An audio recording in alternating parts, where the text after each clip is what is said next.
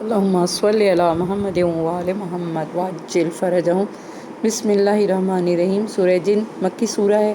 ترتیب نزولی میں اس کا نمبر 40 ہے اور موجودہ ترتیب میں اس کا نمبر 72 ہے۔ اس میں کل 28 آیات ہیں۔ جنوں کے ایمان لانے کے ذکر والا سورہ۔ شروع اللہ کے نام کی مدد مانگتے ہوئے جو سب کو فیض اور فائدہ پہنچانے والا، بے حد مسلسل رحم کرنے والا ہے۔ اے نبی آپ کہیے کہ میری طرف وحی بھیجی گئی ہے کہ جنوں میں سے کچھ جنوں نے قرآن پاک کو توجہ کے ساتھ سنا تو انہوں نے اپنی قوم سے جا کر کہا کہ ہم نے ایک بہت عجیب کلام یعنی قرآن پاک سنا ہے جو بالکل سیدھے راستے کی طرف ہدایت کرنے والا ہے، اس لیے ہم نے اس کو دل سے مان لیا ہے، لہٰذا اب ہم کسی کو اپنے پالنے والے مالک کا شریک قرار نہ دیں گے، اور یہ کہ ہمارے پالنے والے مالک کی عظمت اور شان بہت بلند، بہت اعلیٰ اور عرفہ ہے۔ اس نے نہ تو کسی کو اپنی بیوی بنایا ہے اور نہ اس کے کوئی اولاد ہے، اور یہ حقیقت ہے کہ ہمارے بے وقوف اور نادان لوگ اللہ کے بارے میں بہت غلط باتیں اور بے حقیقت باتیں کہا کرتے ہیں، اور ہم غلطی سے یہ سمجھ بیٹھے تھے کہ انسان اور جنات اللہ کے بارے میں ہرگز کوئی جھوٹ بول ہی نہیں سکتے، اور کیونکہ انسانوں میں سے کچھ لوگ جنوں میں سے کچھ جنوں کی پناہ مانگا کرتے تھے، اور اس لیے انہوں نے ان جنوں کے غرور اور سرکشی کو اور زیادہ بڑھا دیا تھا، اور یہ کہ ان آدمیوں کا بھی تمہاری طرح یہی خیال تھا کہ اللہ کسی کو پیغامبر بنا کر نہیں بھیجے گا، اور یہ کہ ہم نے آسمان کو چھونا چاہا تو دیکھا کہ وہ پہرے داروں اور ٹوٹنے والے ستاروں سے بھرا پڑا ہے، اور یہ کہ پہلے تو ہم عالم بالا کی باتیں سننے کے لیے آسمان میں بیٹھنے کی کوئی نہ کوئی جگہ پا لیتے تھے، لیکن اب جو کوئی چھپ چھپا کر کچھ سننے کی کوشش بھی کرتا ہے تو وہ اپنی گھات میں ایک ٹوٹا ہوا ستارہ لگا ہوا پاتا ہے، اور ہماری سمجھ میں یہ نہیں آتا کہ کیا زمین والوں کے ساتھ کوئی برا معاملہ یعنی عذاب نازل کرنے کا ارادہ کر لیا گیا ہے، یا ان کے پالنے والے مالک نے انہیں صحیح راستہ دکھانے کا ارادہ یا انتظام کیا ہے، اور یہ کہ ہم میں سے کچھ لوگ بہت نیک ہیں، کچھ کم نیک ہیں، غرض ہم مختلف طریقوں میں بٹے ہوئے ہیں، اور یہ کہ ہم نے سمجھ لیا کہ ہم زمین پر نہ تو اللہ کو بے بس بنا سکتے ہیں اور نہ بھاگ کر اسے ہرا سکتے ہیں، اور یہ کہ جب ہم نے صحیح رہنمائی اور ہدایت کی آواز سنی تو ہم نے اس کو دل سے مان لیا، تو اب جو کوئی بھی اپنے پالنے والے مالک کو دل سے مان لے گا اسے کسی حق تلفی، ظلم اور زیادتی، کسی قسم کی ناانصافی یا اپنے حق میں کسی قسم کی کمی یا زیادتی کا ڈر نہ ہوگا، اور یہ کہ ہم میں کچھ مسلمان یعنی اللہ کی اطاعت کرنے والے ہیں، کچھ سیدھے راستے سے ہٹے ہوئے ہیں۔ تو جنہوں نے اسلام یعنی خدا اور رسول کی اطاعت کا راستہ اختیار کر لیا تو انہوں نے نجات کا صحیح راستہ ڈھونڈ لیا۔ تلاوت کی فضیلت یہ ہے کہ حضور اکرم نے فرمایا جو شخص سورہ جن کو پڑھے گا اسے ہر جن اور شیطان کی تعداد کے برابر جس نے حضور اکرم کی تصدیق یا تکذیب کی ہے غلام آزاد کرنے کا ثواب ملے گا۔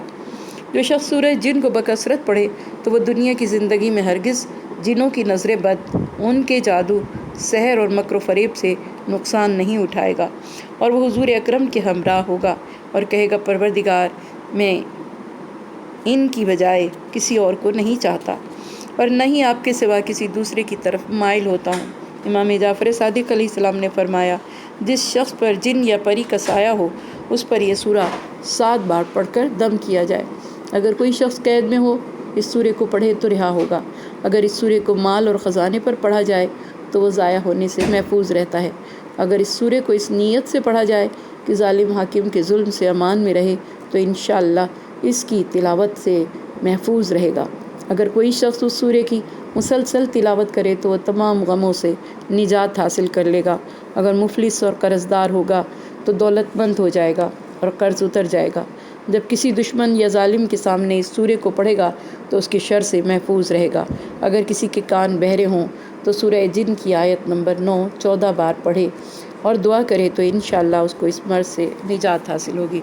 اس سورے کا شان نزول یہ ہے کہ حضور اکرم طائف کے بازار آکاز کی طرف آئے تاکہ اس عظیم اجتماع میں لوگوں کو اسلام کی طرف دعوت دیں، لیکن کسی نے آپ کی دعوت پر کان نہ دھرے۔ واپسی میں آپ ایک ایسی جگہ پہنچے جسے وادی جن کہتے ہیں، رات کو آپ نے وہیں قیام فرمایا اور قرآن کی آیات کی تلاوت فرماتے رہے۔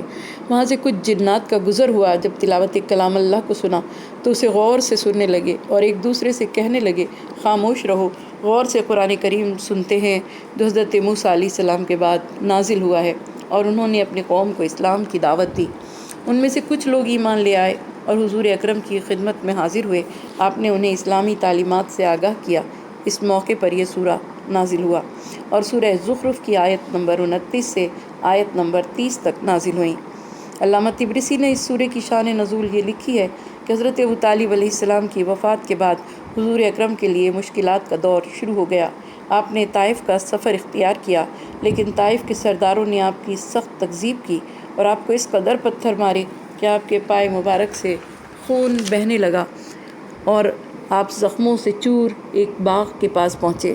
وہاں ایک کھجور کے سائے کے نیچے بیٹھ گئے۔ خون آپ کے پاؤں سے جاری تھا۔ یہ عتبہ ربیعہ اور شیبہ بن ربیعہ کا باغ تھا، جو قریش کے دولت مند افراد تھے اور حضور اکرم کے سخت دشمن تھے۔ انہوں نے اپنے غلام کو انگوروں کا ایک تھال دے کر حضور کے پاس بھیجا۔ آپ نے اس سے پوچھا، تم کہاں کے رہنے والے ہو؟ اس نے کہا، نینوا کا۔ آپ نے فرمایا، خدا کے سوالے بندے یونس بن متی کے شہر کے۔ عداس نے پوچھا، آپ حضرت یونس علیہ السلام کو کیسے جانتے ہیں؟ آپ نے فرمایا، میں خدا کا رسول ہوں اور خدا ہی نے مجھے بتایا ہے۔ یہ سن کر عداس نے اسلام قبول کر لیا، خدا کے حضور سجدہ کیا اور آپ کے قدموں کے بوسے لیے۔ جب اس نے واپس آ کر اپنے آقاؤں کو آپ کے بارے میں بتایا تو انہوں نے شدید غضب و غضب کا اظہار کیا۔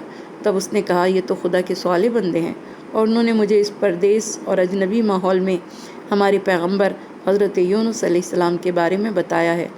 تو وہ دونوں یہ سن کر ہنسنے لگے اور کہنے لگے، کہیں ایسا نہ ہو کہ وہ تمہیں اور تمہارے دین عیسائیت کے بارے میں دھوکہ دے، کیونکہ وہ تو نعوذ باللہ ایک دھوکے باز انسان ہے۔ حضرت صلی اللہ علیہ وآلہ وسلم مکے کی جانب واپس آتے ہوئے نصف شب کے قریب کھجور کے ایک درخت کے نزدیک پہنچے اور نماز پڑھنے لگے۔ وہیں سے نصیباً یا یمن کے جنات کے ایک ٹولے کا گزر ہوا۔ آپ نماز پڑھ رہے تھے۔ انہوں نے نماز میں قرآن مجید کی تلاوت کی آواز کان لگا کر سنی اور ایمان لے آئے۔ قوم جن کیا ہے؟ جنوں کے باپ کا نام شومان ہے۔ یہ وہی ہے جس کے بارے میں آیت ہے، وَخَلَقَ الْجَانَّ مِن مَارِجٍ مِّنَ النَّارِ، اور اسی نے جنات کو آگ کے شعلے سے پیدا کیا۔ فَبِأَيِّ آلَاءِ رَبِّكُمَا تُكَذِّبَانِ، اور تم دونوں یعنی گروہ جن و انس اپنے پروردگار کی کون کون سی نعمت سے مکرو گے۔ ان کی خلقت کے بارے میں سورہ حجر میں آیت نمبر 27 میں فرمایا، وَالجَّانَّ خَلَقَهُ مِن قَبْلُ مِن نَارِ السُّمُومِ، ہم نے اس سے پہلے جنوں کو نار سموم سے خلق کیا۔ نار سموم یعنی سخت تپش والی آگ۔ مارج من النار یہ دھوئیں سے خالی آگ کو کہتے ہیں۔ سموم سخت گرم آگ جو مسامع بدن میں داخل ہو جائے۔ خدا نے جن 3 اصناف پر خلق کیے ہیں، ایک وہ جو ہوا میں اڑتے ہیں، دوسری قسم جو سانپوں اور کتوں کی شکل میں رہتے ہیں، اور ایک وہ قسم جو مختلف علاقوں میں رہتے ہیں اور وہاں سے کوچ بھی کرتے ہیں۔ جن جمع ہے اور اس کا واحد جنی ہے، مؤنث جنیہ ہے۔ ان میں مومن اور کافر دونوں ہوتے ہیں۔ یہ اپنی آواز انسان کو سنانے پر قادر نہیں ہوتے۔ ہمارے جسم کے اندر کچھ ایسی لہریں یعنی ریز ہیں جن کے سبب جن خود بخود ہم سے دور ہو جاتے ہیں، لیکن بعض حالات میں یہ سسٹم ختم ہو جاتا ہے۔ یہی وجہ ہے کہ جب باتھ روم میں جائیں تو آیت الکرسی پڑھتے ہوئے جائیں تاکہ جن حملہ نہ کر دے۔ اس کا مطلب یہ ہے کہ ناپاکی کی حالت میں ہمارے جسم کے اندر یہ سسٹم کام نہیں کرتا۔ جن جھوٹ بہت بولتے ہیں، یہی وجہ ہے کہ جو ان کو تسخیر کرتے ہیں، جب ان کے ذریعے سے کوئی خبر دیتے ہیں تو وہ زیادہ تر غلط ہوتی ہے۔ ان کی غذا ہڈیاں اور گوبر ہے، وہ انہیں کھاتے ہیں بلکہ سونگھتے ہیں، اور خوبصورت انسان کو بھی دیکھ کر وہ سونگھ کر اس سے غذا حاصل کرتے ہیں۔ لوہے کو جنوں کی زینت قرار دیا گیا ہے۔ یہ لوہا جہنمیوں کی بھی زینت ہے۔ امام جعفر صادق علیہ السلام سے سوال ہوا کہ آدم سے پہلے زمین پر کون تھا؟ تو آپ نے فرمایا کہ جن۔ پوچھا، ان سے پہلے؟ فرمایا ملائکہ۔ جن اور ملائکہ کے درمیان فاصلہ 7000 سال کا تھا۔ ملائکہ اور حضرت آدم کے درمیان فاصلہ 2 لاکھ سال کا ہے۔ جنوں کے علاوہ دوسری مخلوق نس ناس کہلاتی تھی۔ یہ انسانی شکل کے مشابہ تھے۔ علل الشرائع میں شیخ صدوق نے بیان کیا ہے کہ جب جن اور نسناس کو زمین میں 7000 سال گزر گئے تو خدا نے ملائکہ کے لیے حجابات آسمان اٹھا دیے، تو انہوں نے انہیں گناہ، فساد، قتل و غارت گری میں مشغول پایا۔ وہ سخت غضبناک ہوئے۔ تب خدا نے فرمایا، انی جاعل فی الارض خلیفہ، اور فرمایا میں نسناس کو زمین سے ختم کر دوں گا۔ جنوں کو زمین سے ہوا اور زمین کے غیر آباد حصوں میں منتقل کر دوں گا۔ اور آسمان میں ابلیس کا نام حارث تھا، جن کے معنی ہے چھپانا، جن کی اصل معنی ہے ایسی مخلوق جسے انسانی عقل و شعور و ادراک سے نہ سمجھا جا سکے، جو انسانی تصور میں نہ آ سکے۔ قرآن مجید میں لفظ جن 22 مرتبہ آیا ہے، 32 مرتبہ جن، جان اور جنہ کے الفاظ استعمال ہوئے ہیں۔ ہم اکثر موکل کا لفظ سنتے ہیں۔ موکل کیا ہے؟ اچھے کاموں میں فرشتے انسان کی مدد کرتے ہیں، یہی فرشتے الوی موکل کہلاتے ہیں۔ برے کاموں میں شیاطین انسانوں کی مددگار ہوتے ہیں، اور انہی شیاطین کو سفلی موکل کا نام دیا جاتا ہے۔ ایک روایت میں ہے کہ حضرت جبرائیل علیہ السلام نے حق تعالیٰ کا پیغام حضرت سلیمان علیہ السلام کو پہنچایا کہ تمام سرکش جنوں اور شیطانوں کو قید کیا جائے، تو تمام لشکر جنات جو کہ زمین و آسمان کے درمیان تھے باذن حضرت سلیمان علیہ السلام حاضر ہوئے، مگر الصبیان نہیں آئی۔ یہ وہ ڈائنا ہے جو شرارت اور خباثت کے ذریعے مصائب پیدا کرتی ہے۔ جنات کے لشکر میں سے کسی نے عرض کیا، یا نبی اللہ، کیا آپ نے الصبیان کو امان دی ہے؟ حالانکہ الصبیان بنی آدم کو زیادہ نقصان پہنچاتی ہے اور ان کے کاموں میں رکاوٹ ڈالتی ہے۔ یہ سن کر حضرت سلیمان علیہ السلام نے آصف بن برقیہ کو حکم دیا کہ جلد گرفتار کر کے الصبیان کو حاضر کرو۔ چند ساتھیوں کے ساتھ الصبیان کو زنجیروں میں جکڑ کر لایا گیا۔ بہت ہی ہیبت ناک جنیہ تھی، جس کے دانت ہاتھی کے دانتوں کی طرح تھے، اس کے بال کھجور کے ریشوں کی طرح تھے، اس کی آنکھیں دہکتے ہوئے انگارے، اس کے منہ اور ناک کے نتنوں سے دھواں نکلتا تھا، آواز گرجدار بادلوں جیسی تھی، اس کے ناخن زہریلے کانٹوں کی طرح تھے۔ حضرت سلیمان علیہ السلام اس کی صورت دیکھ کر اپنے رب کے سامنے سجدہ ریز ہوئے، پھر سجدے سے سر اٹھا کر پوچھا، بتا تیرا نام کیا ہے؟ اس نے کہا، میرا نام حمہ بنت حمہ ہے اور کنیت الصبیان ہے۔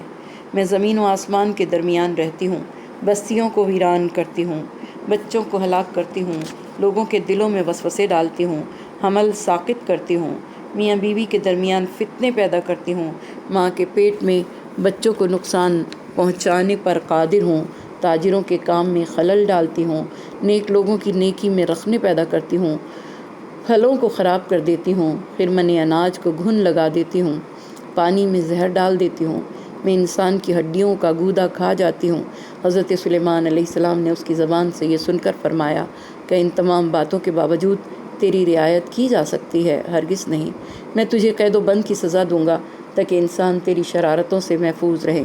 یہ سن کر الصبیان نے کہا، بے شک آپ مجھے ہر قسم کی سزا دینے پر قادر ہیں، لیکن یہ بات بھی یاد رکھیے کہ مجھے عمر دراز عطا کی گئی ہے، اور اللہ تعالیٰ نے خود مجھے کچھ لوگوں پر عذاب مسلط کرنے کے لیے پیدا کیا ہے۔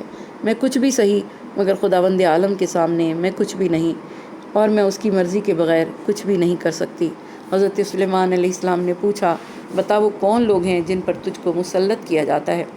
اس نے کہا، یا نبی اللہ، جو لوگ علم کلام الہی سے محروم ہیں، اللہ کی یاد سے غافل ہیں، جن لوگوں کے پاس اس میں ذات و صفات کا علم نہیں ہے، اور جن کے پاس خاتم سلیمانی بھی نہیں ہے، میں انہی لوگوں پر اپنا تسلط جماتی ہوں۔ صاحب علم دین پر میرا بس نہیں چلتا، حالانکہ میں عورتوں، بچوں اور مردوں کے جسموں میں اس طرح دوڑتی پھرتی ہوں جس طرح رگوں میں خون دوڑتا پھرتا ہے۔ میں ہزار رنگ بدل لیتی ہوں، گدھے کی طرح رینگتی ہوں، اونٹ کی طرح کراتی ہوں، بھیڑیے کی طرح چیختی ہوں، درندوں کی طرح چنگھاڑتی ہوں اور چیتے کی طرح غراتی ہوں۔ میرے 12 نام ہیں، لیکن مشہور الصبیان کے نام سے ہوں۔ حضرت سلیمان علیہ السلام نے پھر فرمایا، کیا ان باتوں کے باوجود تیرے ساتھ رعایت کی جا سکتی ہے؟ ہرگز نہیں، میں تجھے عبرتناک سزا دوں گا۔ یہ سن کر الصبیان نے کہا، آپ مجھے معاف کر دیں اور آزاد کر دیں۔ میرے پاس ایک انگوٹھی ہے جس پر اللہ تعالیٰ کا نام لکھا ہے۔ میں آپ سے وعدہ کرتی ہوں کہ جس کے پاس ایسی چیز ہوگی جس پر اللہ تعالیٰ کا نام ہوگا، یا جس کے دل میں اللہ تعالیٰ کا کلام ہوگا، جس کی زبان پر اللہ کا ذکر ہوگا، میں اس کے پاس ہرگز نہیں جاؤں گی۔ کلام ربانی تحریر میں اگر کسی کے پاس ہوں گے تو میں اس کو نہیں ستاؤں گی، اگر ستانا بھی چاہوں گی تو نہ ستا سکوں گی۔ اس کے بعد الصبیان نے ان تحریروں سے آگاہ کیا جن میں اللہ تعالیٰ کی کبریائی، پاکی اور بے نیازی کا ذکر تھا۔ حضرت سلیمان علیہ السلام نے اس شرط کے ساتھ کہ وہ اچھے لوگوں پر کبھی اپنا تسلط نہیں جمائے گی، اسے آزاد کر دیا۔ الصبیان آج بھی زندہ ہے اور آج بھی لوگوں کو ستاتی ہے اور انہیں برباد کرنے کی کوشش کرتی ہے اور ان کے جسموں میں سرایت کر کے ہڈیوں کا گودا چباتی رہتی ہے۔